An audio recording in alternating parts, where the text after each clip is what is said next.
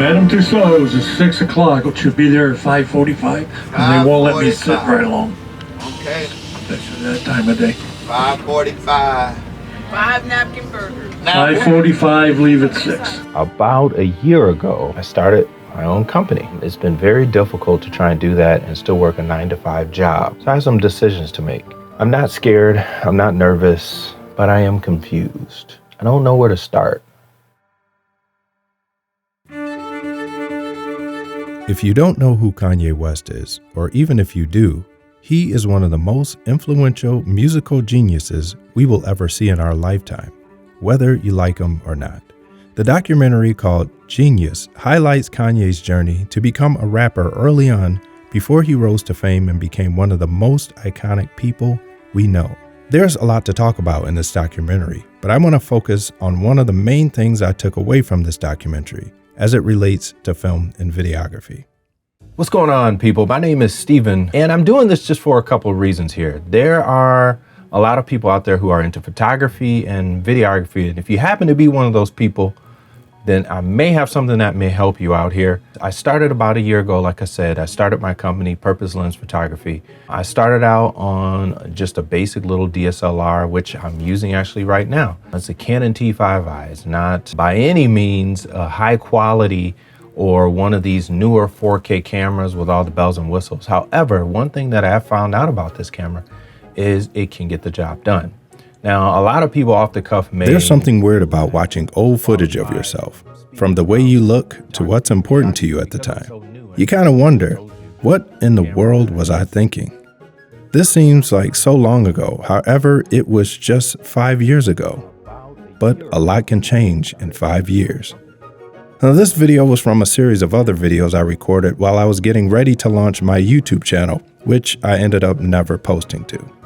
I felt like my audio wasn't as clean and crisp as others on YouTube, and since I was talking about cameras and audio, mine should be perfect. I also felt the same way about my video. It was decent, but I didn't have a fancy background or an interesting set to film on. I knew what I was saying was true, but I wasn't taking my own advice. I shot many videos and even how-to videos and invited people to sign up to learn about photography. But after not getting the responses I was looking for, I stopped sharing videos and just focused on paid work. And this brings me to what I learned from watching the Kanye West Jeen-Yuhs documentary. Now, I don't want to spoil it for you if you haven't seen it, so I won't go into detail, but I will tell you that Kanye has always believed in what he was doing, and he had confidence that his talent, drive, and perseverance would propel him to a place where he could reach his full potential.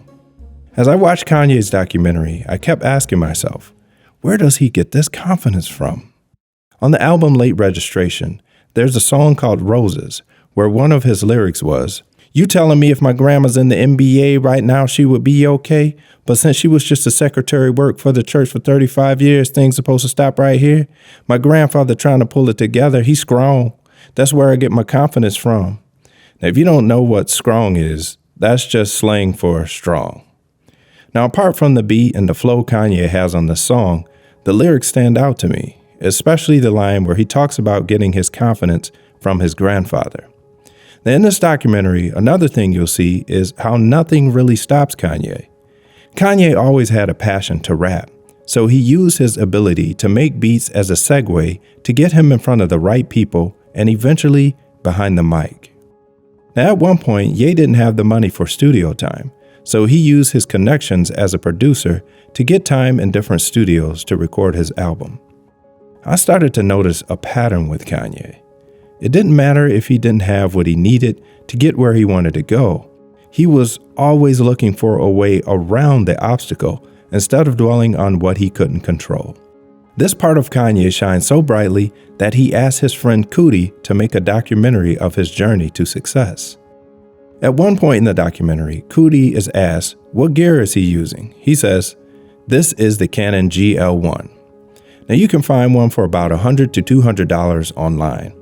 By today's standards, this camera would be considered outdated. Yet, it provided the footage to watch this inspiring documentary of a determined person.